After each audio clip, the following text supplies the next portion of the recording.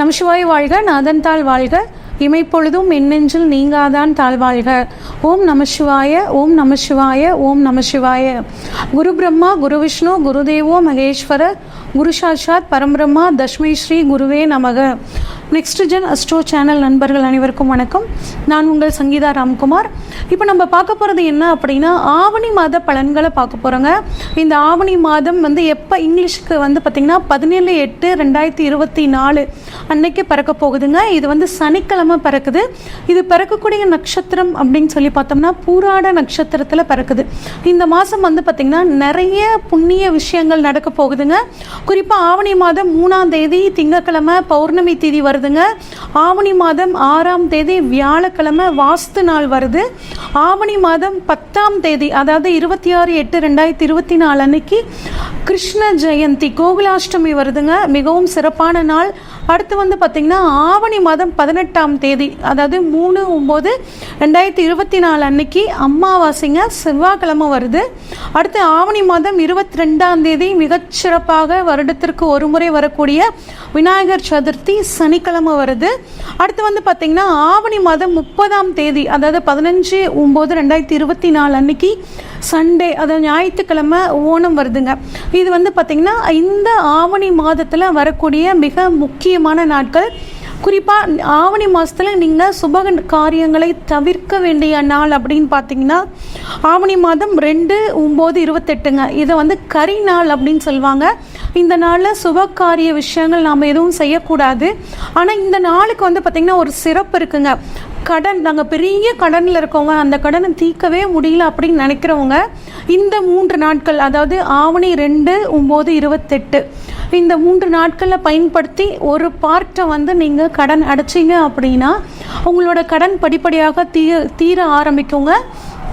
அது மட்டும் இல்லாமல் இந்த மாதம் பார்த்திங்கன்னா ஒரு சிறப்பு அப்படின்னா சுக்கிரன், சூரியன், புதன் இந்த 3 கிரக சேர்க்கை இந்த மாதம் சூப்பராக இருக்குங்க. அது மட்டும் இல்லாமல் சூரியனும் புதனும் இணைந்து புத ஆதித்ய யோகத்தையும் சூரியனும் சுக்கிரனும் இணைந்து சுக்கிர ஆதித்ய யோகத்தையும் ஏற்படுத்துகிறாங்க.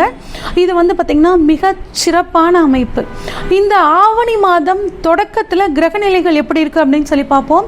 ரிஷபத்தில் குரு செவ்வாய் சேர்ந்து குரு மங்கள யோகத்தை எல்லா ராசிக்காரங்களுக்கும் ஏற்படுத்துகிறாங்க. அடுத்து புதன் கடகத்தில் இருக்காரு. சூரியன் சுக்கிரன் பார்த்திங்கன்னா உங்களுக்கு சிம்மத்தில் இருக்காங்க. கேது பகவான் கன்னியிலையும், சந்திரன் மாத தொடக்கத்தில் தனுசுலையும், வக்ரம் பெற்ற சனி கும்பத்திலையும், ராகு மீனத்திலையும் இருக்காங்க.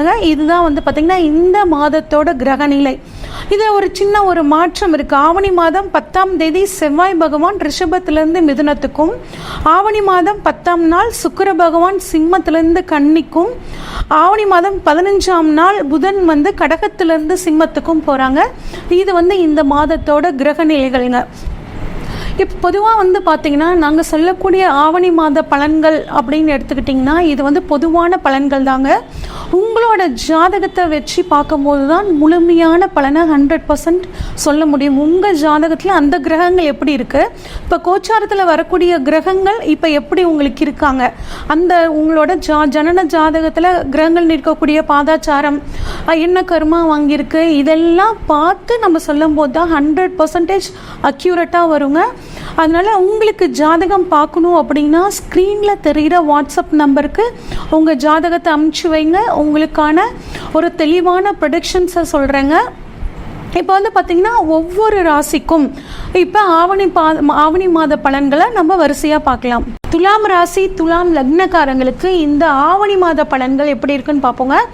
இந்த துலாமில் பார்த்திங்கன்னா சித்திர நட்சத்திரத்தோட 3-4 பாதங்கள், சுவாதி நட்சத்திரத்தோட 1-2-3-4 பாதங்கள், விசாகம் நட்சத்திரத்தோட 1-2-3 பாதங்கள் இந்த துலாம் ராசியில் இருக்குங்க. இந்த துலாம் ராசி அதிபதி யார் அப்படின்னா சுக்கிர பகவானுங்க.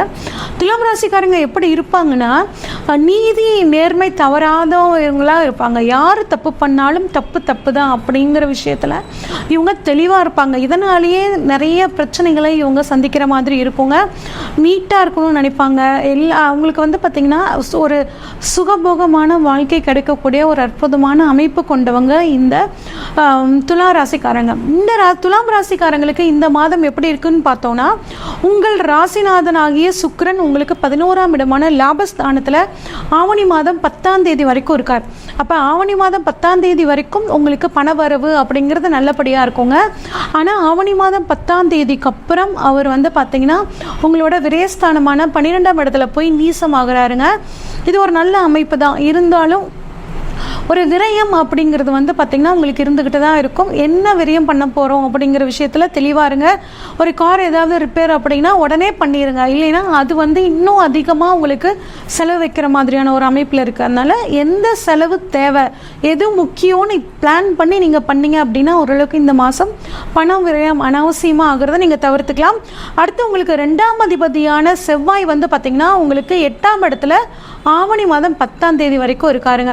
அப்போ என்ன ஆகுனா, கொஞ்சம் உங்களுக்கு மருத்துவ செலவு, ரத்தம் சம்மந்தப்பட்ட விஷயங்களில், இல்லை உங்கள் குழந்தைகளுக்காக மருத்துவ செலவு பண்ணக்கூடிய அமைப்பு, சுகர் தொந்தரவு வர்றது, கொலஸ்ட்ரால் சம்மந்தப்பட்ட பிரச்சனைகள் வரக்கூடிய ஒரு அமைப்பு இருக்குங்க. இது கொஞ்சம் 10ஆம் தேதி வரைக்கும் மட்டும்தான் இந்த சூழ்நிலை. அதுக்கப்புறம் அவர் 9ஆம் இடமான பாக்கியஸ்தானத்துக்கு ஆயிரனால அந்த உடல் தொந்தரவுகள் எல்லாம் மாறிடும். உங்களுக்கு 2ஆம் இடத்தை சனி 10ஆம் பார்வையாக பார்க்குறாரு, குரு 7ஆம் பார்வையாக பார்க்குறாரு. சனி 10ஆம் பார்வையாக பார்த்து கொஞ்சம் பிரச்சனைகளை கொடுத்தாலும் குருவோட பார்வனால் உங்கள் குடும்பத்தில் சில பிரச்சனைகள் வந்தாலும் அது குருவோட அருளால் நீங்களும் உட்காந்து பேசி உங்களுக்கான பிரச்சனையை தீர்த்துக்குவீங்க. இருந்தாலும் உங்கள் குடும்பத்தில் 3வது நபர் தலையீடு அப்படிங்கிறது வேண்டாம். உங்கள் குறிப்பாக பெண்கள் உங்கள் குடும்பம் சம்மந்தப்பட்ட விஷயத்தை அடுத்தவங்க கிட்ட ஷேர் பண்ணிக்கிறத கொஞ்சம் தவிர்த்துக்கிறது ரொம்பவே நல்லதுங்க. அடுத்து 3ஆம் இடமான முயற்சி ஸ்தானத்தை வந்து பார்த்திங்கன்னா செவ்வாய் பகவான் பார்க்குறாருங்க. ஒரு 2 நாளைக்கு வந்து பார்த்திங்கன்னா சந்திரன் அங்கே கூட இருக்காரு. அப்போ உங்களோட முயற்சிகளில் ஒரு வேகம் இருக்கும். வேகமாக ஒரு விஷயத்தை முடிக்கணும் அப்படிங்கிற ஒரு ஆர்வத்தின் மூலியமாக நீங்கள் செய்யக்கூடிய விஷயங்கள் சக்ஸஸ் ஆகக்கூடிய ஒரு அமைப்பு இருக்குது. ஆனால் யாருக்கும் இந்த சமயத்தில் வாக்கு கொடுக்கறது, இதுக்கு நான் பொறுப்பு, இதை நான் உங்களுக்கு செஞ்சு கொடுத்துறேங்க அப்படின்னு நீங்கள் யார்கிட்டையும் கொஞ்சம் வாக்கு கொடுக்கறத மட்டும் தவிர்த்துக்கோங்க. அடுத்து உங்கள் 4ஆம் இடமான சுகஸ்தானத்தை, வீடு வண்டி வாகனம் தாய் ஸ்தானத்தை வந்து பார்த்திங்கன்னா குரு பார்க்குறாரு. அது மட்டும் இல்லாமல் செவ்வாய் பார்க்குறாரு. ஆவணி 15ஆம் தேதி வரைக்கும் புதனும் பார்க்குறாரு. இது வந்து ஒரு அற்புதமான அமைப்புங்க. அப்போ ரொம்ப நாளாக வீடு வந்து வாங்கணும், ஒரு நிலம் வாங்கணும்னு நினச்சிட்டு இருக்கிறவங்களுக்கு புதன் அப்படின்னா லோன் அப்படிங்கிற பேங்க்குங்க, ஒரு பேங்க்கு மூலியமாக லோன் கிடச்சி நீங்கள் வீடு கட்ட ஒரு யோகம் கிடைக்கும். அதே மாதிரி அம்மா வழி சொத்துக்கள் உங்களுக்கு கிடைக்கிறதுக்கான ஒரு யோகம். அம்மா வழி சொத்துக்களை உங்களுக்கும் உங்கள் சகோதரருக்கும் பிரிக்கிறதுல ஏதாவது பிரச்சனைகள் இருந்துச்சுன்னா இந்த மாதம் உட்கார்ந்து பேசுனீங்கன்னா அது சுமூகமாக முடியறதுக்கான ஒரு அற்புதமான யோகம் இருக்கு. அடுத்து 5ஆம் அதிபதி வந்து பார்த்தீங்கன்னா சனி வக்ரமாக இருக்காரு. அப்போ குழந்தை பாக்கியம் இல்லாமல் நீண்ட நாளாக காத்துட்ருக்கிறவங்களுக்கு இப்போ குழந்தை பாக்கியம் கிடைக்கிறதுக்கான ஒரு திடீர்னு ஒரு அற்புதமான ஒரு மருத்துவ உதவி கிடச்சி அதன் மூலியமாக குழந்தை பாக்கியம் கிடைக்கும். அது மட்டும் இல்லாமல் படிக்கக்கூடிய குழந்தைகளுக்கு ஒரு ஞாபக சக்தி அதிகரிக்கிறது. குழந்தைகளோட எக்ஸ்ட்ரா கரிக்குலர் ஆக்டிவிட்டீஸ்க்காக இப்போ செலவு பண்ணக்கூடிய யோகம், அதன் மூலியமாக அவங்க வந்து ஒரு ஃபேமஸ் ஆகக்கூடிய ஒரு அமைப்பு எல்லாம் இந்த மாதம் இருக்குங்க. அடுத்து 6ஆம் இடத்துல ராகு பகவான் இருக்காரு. சுக்கிரனோட பார்வைப்படுதுங்க. அதாவது உத்தியோக ரீதியாக வெளிநாடு போகணும்னு நினச்சிட்டு இருக்கிறவங்களுக்கு வந்து பார்த்திங்கன்னா வெளிநாடு போகக்கூடிய ஒரு அற்புதமான அமைப்புங்க. ஏற்றுமதி இறக்குமதி பண்ணக்கூடியவங்களுக்கும் இந்த காலகட்டம் ரொம்பவே சூப்பராக இருக்குங்க. அதே மாதிரி வந்து பார்த்திங்கன்னா சுக்கிரனோட ஒரு பார்வை அதில் படுறதுனால பெண்கள் மூலியமாக ஒரு பணவரவு, பெண்கள் மூலியமாக ஒரு நன்மை, உத்தியோகத்தில் நன்மை அப்படிங்கிற மாதிரியான ஒரு அமைப்புங்க. அடுத்து 7ஆம் இடத்தை பார்த்திங்கன்னா சனி பார்க்குறாருங்க. கொஞ்சம் கணவன் மனைவி வந்து விட்டு கொடுத்து போகிறது நல்லதுங்க. இந்த 7ஆம் அதிபதியான செவ்வாய் பகவான் உங்களுக்கு வந்து பார்த்திங்கன்னா 9ஆம் இடத்துக்கு போகும்போது கணவன் மனைவிக்குள்ளே இருக்கக்கூடிய பிரச்சனைகள் கொஞ்சம் தீரக்கூடிய ஒரு அமைப்புங்க. அது பிஸ்னஸ் பார்ட்னர்ஸ் கிட்ட கொஞ்சம் விட்டு கொடுத்து போகிறது ரொம்பவே நல்லதுங்க. முழு அதிகாரத்தை நீங்கள் எடுத்துக்காமல் அவர்கிட்ட எந்த ஒரு விஷயத்தையும் கலந்து ஆலோசிச்சு பண்ணுங்க. அடுத்து 8ஆம் இடத்துல குரு செவ்வாய் இருக்கிறனால திடீர் அதிர்ஷ்டங்கள், திடீர் பணவரவு உங்களுக்கு வந்து கிடைக்கும். அடுத்து வந்து பார்த்தீங்கன்னா 9ஆம் இடத்துல வந்து செவ்வாய் பகவான் வந்து ஆவணி மாதம் 10ஆம் தேதிக்கு அப்புறம் போகிறனால நிலம் சம்பந்தப்பட்ட விஷயங்கள், அது போலீஸ், இராணுவம் இதில் இருக்கவங்களுக்கு, டாக்டர்ஸ்க்கெல்லாம் வந்து பார்த்திங்கன்னா ஒரு நல்ல காலமாக அந்த 20 நாட்கள் இருக்கும். 10ஆம் இடமான தொழில் ஸ்தானத்தில் புதன் வக்ரமாக இருக்கிறனால திடீர் வாய்ப்புகள், பிஸ்னஸ் டீல்ஸ் எல்லாம் உங்களுக்கு கிடைக்கும், பயன்படுத்திக்கோங்க. 11ஆம் இடம் லாபஸ்தானத்தில் லாபஸ்தானாதிபதி ஆட்சி பெற்றிருக்கிறார்.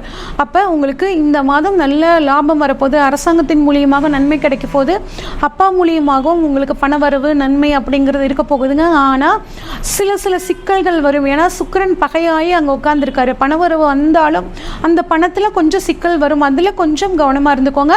பணனில் கேது இருக்காருங்க, தூக்கம் சரியாக வரலைங்க, அடிக்கடி மருத்துவ செலவு அதிகமாக இருக்குன்னு கவலைப்படுறவங்க விநாயகர் வழிபாடு பிடிச்சிக்கோங்க. கொள்ளு தானம் அடிக்கடி பண்ணிட்டு வாங்க. இந்த மாதத்தை பொறுத்த வரைக்கும் இந்த துலாம் ராசிக்காரங்களுக்கு ஒரு 70% சாதகமாக இருக்குங்க. இன்னும் ஃபுல்லாக சாதகமாக மாற்றிக்கணும்னா கொள்ளு தானமும் அதே மாதிரி துர்க்கை வழிபாடு பண்ணுறதும் மகாலட்சுமி வழிபாடும் உங்களுக்கு மிகச்சிறந்த யோகத்தை கொடுக்கும். இந்த மாதம் ஒரு சிறப்பான மாதம்.